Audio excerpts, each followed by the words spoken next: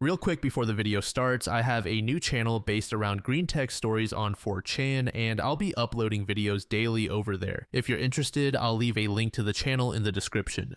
Hey everyone, welcome back. I'm Michael, and we're going to be getting right back into some more Reddit stories. If you enjoy the video, make sure to leave a like and subscribe. Now, without further ado, let's begin. This story was posted by a user named No Atmosphere in the AIO subreddit. The post is titled, "I have been dating my boyfriend for 8 months. We were having sex the other night and he said, 'You sound just like my ex when you moan.' I brought up how this hurt my feelings and he said that I'm insecure and blowing this out of proportion. Like I mentioned, my boyfriend and I have been dating for around 8 months. Things have been good overall, though I have occasionally felt as if he is not completely over his ex-girlfriend. He has brought her up a few times randomly, mostly in the 'I am so glad you are not like her' kind of way, but still, it was often enough for me to notice. Anyway, like I said in the title, yesterday we were having sex and in the middle of it he made a comment saying that I sound like his ex-girlfriend. I just froze. I did not really know how to react in the moment because I was so thrown off. Afterwards, I told him that the comment really disturbed me and made me feel both uncomfortable and objectified. Why was he thinking about his ex while sleeping with me? When I brought this up, he turned it around on me, saying that if I were secure in our relationship, I would not be this upset. He says that I am just being overly sensitive. Am I overreacting? Was it simply an offhand comment, or is this truly as bad as it feels? Update. Hi again. I am not sure if these types of images are allowed, but I wanted to update you all since many of you helped me gather the courage to finally end things completely and collect my belongings. This is a follow-up to my last post where I shared that my now ex-boyfriend told me I reminded him of his ex during sex, and then became angry when I told him that was disturbing to me. I received so much support and validation from that post. Thank you again to everyone who helped me realize I was not irrational for being upset. I ended things with him shortly after that. I told him this morning that I was going to his place to collect my belongings after I finished work, since I worked the night shift. When I walked into his apartment, I saw that all of my things had been thrown everywhere. The moment I entered, his entire demeanor changed. It was as if he had been waiting for me to get there. I told him again that I was only there to collect my belongings and leave. He blocked the door, grabbed my arm when I tried to move past him, and when I pulled away, he pushed me and dragged me away from the door. The moment he was distracted, I ran out of there and left all of my belongings behind. I did not fall. I did not scream. Physically, I am okay, but I cannot stop replaying it in my head. The thing that breaks me most is how unsurprising it felt. Somewhere deep down, I already knew this person was capable of that. I just did not want to believe it. I am safe now. I have blocked him. I have told a few people close to me, and I am deciding what I want to do next. I have not reported anything yet, but I am keeping my options open. I feel mostly numb and sad and tired, but also relieved that I am finally out. Thank you again to everyone who helped me see the situation for what it truly was. You probably helped me avoid something so much worse. Update 2. I just want to say from the bottom of my heart, thank you.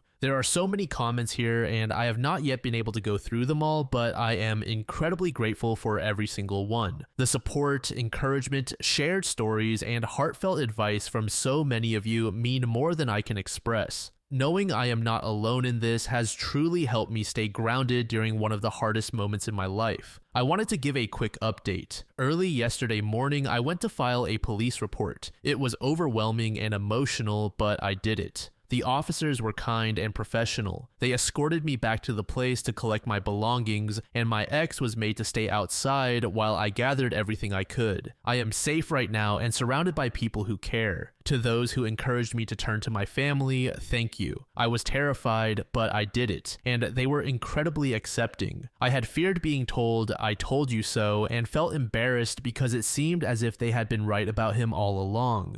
They did not question me, blame me, or make me feel as though I needed to explain or defend myself. I felt heard, safe, and loved for the first time in a long while. I am still slowly reading through each of your replies, and I will continue to do so. Your words are helping me find strength and clarity. Thank you again for standing with me, even as strangers. It truly means the world. I apologize for making you all wait for an update, but things have been hectic and I have been trying to process everything. Again, thank you all so much for your support, kindness, and patience. It truly means a great deal. I am so grateful for this community and the people in it. Dryad Duinath said, funny how the guy who said she was overreacting would have gone ballistic if she had done what he did. Funny how Mr. You are blowing it out of proportion thinks that a good thing to do when you get dumped is to turn to physical violence. Sorry, did I say funny? I meant infuriating. Glad OP got out, and I hope she stays safe. To this comment, Buttercupcake said, men accuse women of being overly emotional and then literally kill us when we do not do what they want. Then to this user Plain Practice said, I remember telling someone that I valued consistency while we were talking, and he went on to say that I was being emotional. It is crazy how calling someone out for something can lead them to turn it back on you. He basically wanted to communicate only when it suited him and at his own convenience, but I upset him when I was not available at the exact moment he wanted. This next post was made in the same subreddit by a user named Juggernaut Slow. The post is titled, I skipped my brother's wedding because I wasn't invited to the engagement party. I, a 28-year-old man, have a twin brother. Growing up, we were inseparable, and until recently, I thought we were still very close. I was always more of a shy, nerdy type, and he was an extrovert who played sports throughout our childhood and high school. Still, we spent almost all of our time together by choice. We went our separate ways when college came. He stayed local in Arizona, and I went to college in Portland. When I graduated, I stayed there because I fell in love with the city. My friends are here, and my professional networks from internships were here as well, but I always flew back home for holidays, events, and birthdays. My brother announced on Instagram that he and his girlfriend of 3 years had gotten engaged. I was incredibly happy for him and texted him congratulations. He mentioned that they were planning to have an engagement party in 6 to 8 weeks, and I told him to let me know so I could book a flight to come celebrate. I was never told a date. If I brought it up with him or anyone in my family, they would change the subject or say it was still being planned and confirmed. After a few weeks, I texted my brother to ask about the date because it had to be getting close and I did not want to pay for a last-minute flight.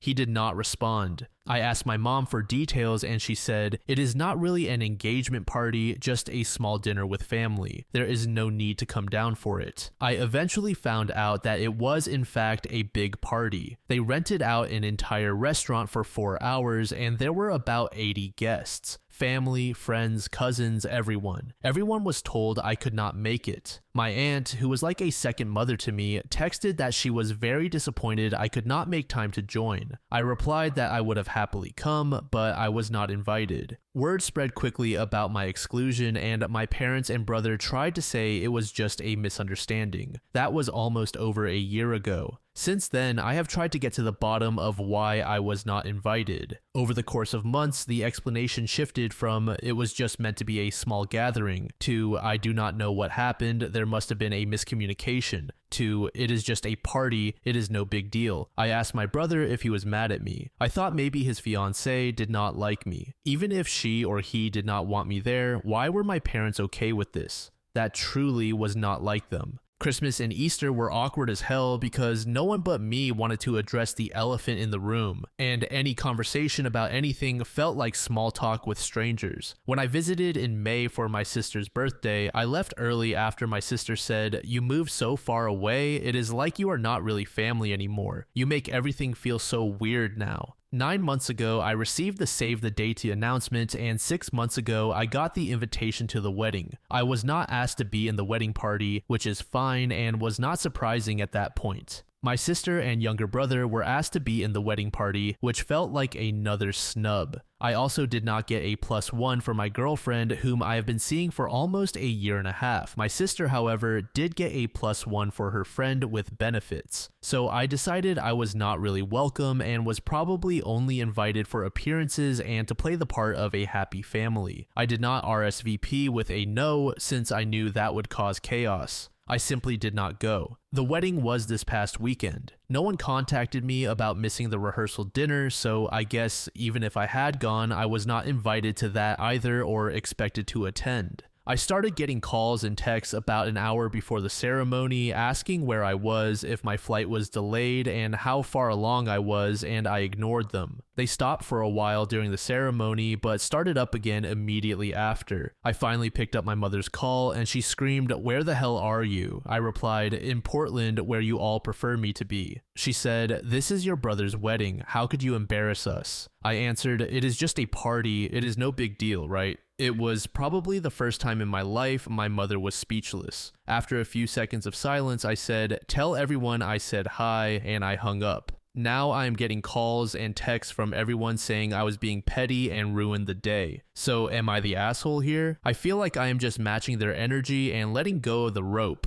Update. Thank you to everyone who responded to my last post. I cannot believe how many replies it received, and although I tried to keep up, I could not. I also thought it would be about 50-50 between not the asshole and you are the asshole, because I know what I did was a bit petty. To the people who said I was the asshole, I understand your reasons. Yes, it was cowardly not to RSVP in order to avoid drama, but looking back, I realize I was in a headspace where I would have caved to the guilt if I had RSVP'd that I was not planning to attend. Also, a small part of me hoped they would notice I had not RSVP'd and tell me they wanted me to come. But with each day that passed between the RSVP deadline and the wedding, I grew angrier and more hurt. I wanted to make it clear in a big way that if they did not want me around, then I did not have to be around. And yes, I understand that was an asshole move. I had a long phone call with my aunt and cousin last night about the wedding drama. They shared more information, and while much of it is speculation, based on what we know and what we have heard, here it goes. We truly believe my mother felt I rejected them when I did not move back after graduating. This is despite the fact that I always came home for my brothers and sisters' graduations, all birthdays, mine and those of my immediate family, holidays, and special events.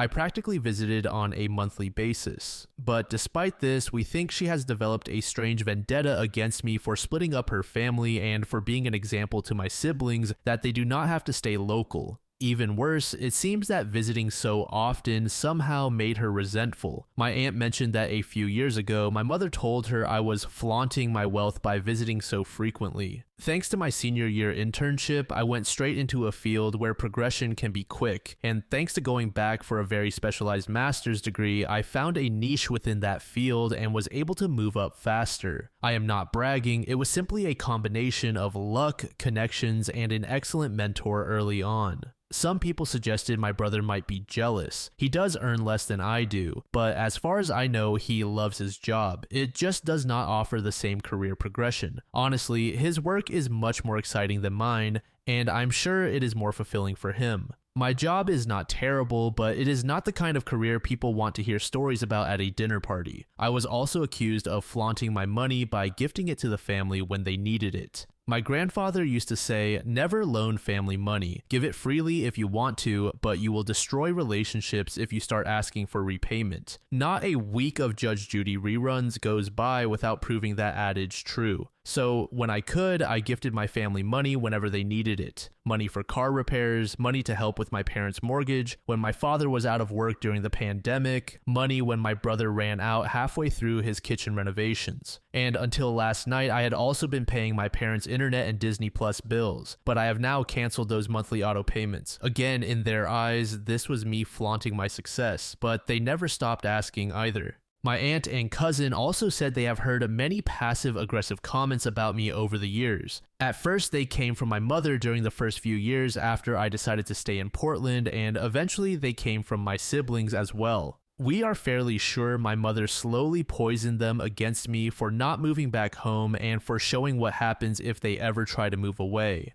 Someone in response to my previous post about my mother meeting my girlfriend said this: "To be honest, given the context of everything else that has happened, what your mother said about finally finding someone who can put up with you sounds less like a tongue-in-cheek joke and more like a not-so-subtle barb. I see it now. I laughed it off as just my mother's humor, but I now recognize that these passive-aggressive comments directed at me and at my siblings over the years worked as a form of subtle manipulation to turn them against me and to make me learn to accept it. Many people suggested this treatment was meant to pressure me into moving back home and to punish me for leaving, but I am not going to return just to embrace treatment like this and hope it eventually disappears now that they feel they got their way, especially when it has already been ingrained in them for years. It also explains why, for the past few years, almost every conversation has been initiated by me. They simply do not like me anymore and do not need me until they want something. My cousin also learned from another cousin that my brother exposed himself when he mentioned the engagement party. I was never supposed to know about it at all. The plan was to tell everyone I could not attend and hope I never found out. My brother told that cousin I was not supposed to hear about it, but after he let it slip, I would not stop asking to come.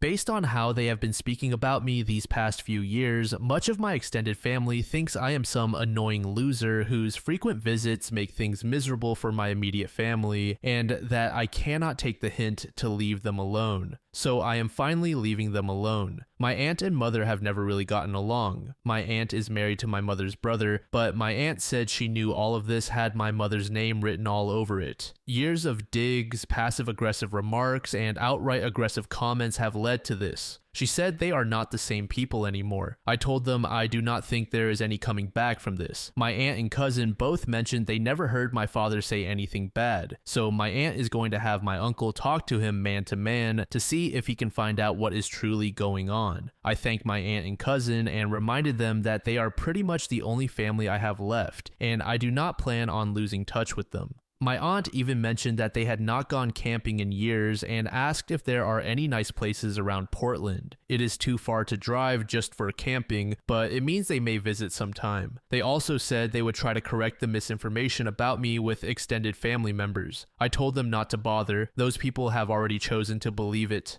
For now, my immediate family is cut off. I have blocked them on my phone and social media. No more free handouts when they need money. No more wasting money to visit Phoenix, Arizona over 10 times a year just to be roasted by the sun and by my own family members. No more punching bag. Ugly Mate said the uncle is going to talk to OP's father, so is it really concluded? Good for OP though, his family only wanted him there for appearances. Jojo Lion said, this makes me sadder than many of the more dramatic and angst-inducing posts I find on this forum. This final post was also made in the AITA subreddit by a user named Verticon. The post is titled, I'm going to a destination wedding with someone that isn't my GF. My girlfriend, a 22-year-old woman, and I, a 23-year-old man, have been dating for 8 months. Around 4 months before I met her, my sister announced she was having a destination wedding. Since I was single at the time, I asked my friend, a 22-year-old woman, if she wanted to go with me. There has never been anything romantic between us, and that is one of the things we value about our friendship. I promised her that even if I entered into a relationship, we would still go, because I think it would be wrong of me to take that away from a long-standing friend in favor of a relatively newer girlfriend. As it turns out, after a few months, we both ended up in happy and supportive relationships. Coincidentally, my friend and my girlfriend went to the same high school, although they did not interact much because they were very different people back then. To give some perspective on my girlfriend, she is the type of person who goes out of her way to accommodate others and make people feel comfortable, often putting her own happiness second to those around her. We are both strong communicators and can usually talk through our problems. I brought up the destination wedding trip and its details early on in the relationship, so it would not come as a surprise, and it did not seem to be an issue at first. Over time, however, her friends, who I believe were only looking out for her, expressed concern that I was attending a romantic destination wedding with someone who was not her, and they said they thought it was inappropriate. When she met my family, they brought up the wedding on multiple occasions, forgetting that she was not going, and when we reminded them, she was met with comments like, "Oh, we wish you were going." Understandably, these incidents upset her and eventually built up to the point where she became adamantly against the idea of the trip. To clarify, she never asked me not to go and never asked me to replace my friend with her, but she did say that she does not want contact with me while I'm gone and does not want to hear about the trip afterward. She has stated that when I return, if she can forget it ever happened and move on, then we will be fine. But if she cannot get past it, then our relationship will likely be over. I feel like I am doing the right thing by keeping my promise, while she feels that the right thing would have been for me to realize months ago that this was inappropriate and to take her instead, even though she never asked me to. Am I the asshole? Edit, there is no time to change plans.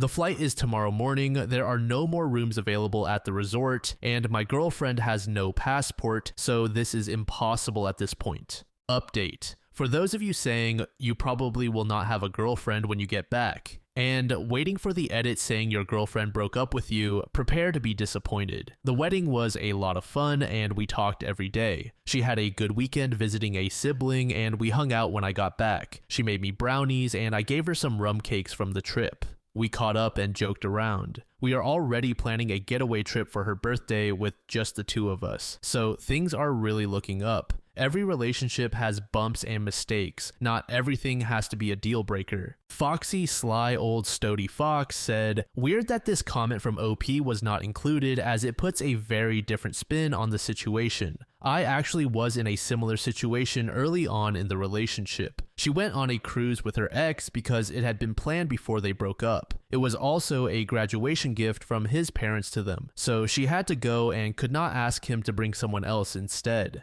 I was pretty uncomfortable with it and tried to see if she could get out of it. Overall, I think she handled that situation more reasonably than I handled hers." To this comment, Environmental Slice said she handled it more reasonably. OP went with a friend to a group event. She went with her ex on a two-person trip originally meant to be a couple's vacation. I think hers was far more disrespectful. She could not get out of it. She could have simply chosen not to go, literally. Thank you so much for making it to the end of the video, and thank you also to partner of the channel, Gamersupps. Use code DLAM to support the channel and get 10% off of your purchase, link in the description. I'm sure many of you like me have a hankering for daily caffeine, so go check them out. Lately, I've been a big fan of Titty Milk and Acid Rain, but they've got dozens of other flavors for y'all to try out. Anyway, thanks again for reaching the end, and I hope you all have an amazing passage of the next 24 hours.